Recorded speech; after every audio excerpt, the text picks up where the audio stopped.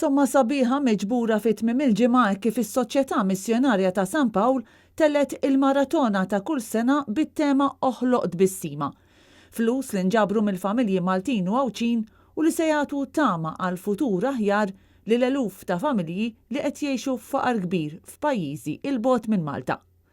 Dawn il-flus fil-fatt issa mistennija jitqasmu lil familji f'diversi pajjiżi fejn is-soċjetà tagħmel xogħol missjonarju fosthom il-Peru, il-Pakistan u l-Filippini.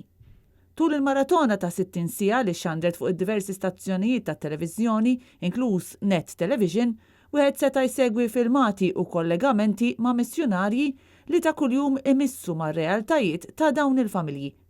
Huma spjegaw kif eluf ta' familji f'dawn il-pajjiżi minn barra li ntlaqtu mill-pandemija intlaqtu ferm ħażin ukoll mill-effetti tagħha għaliex bosta kienu dawk li tilfu xogħolhom. Dan tefaħħom faqar akbar milli diġà kellhom.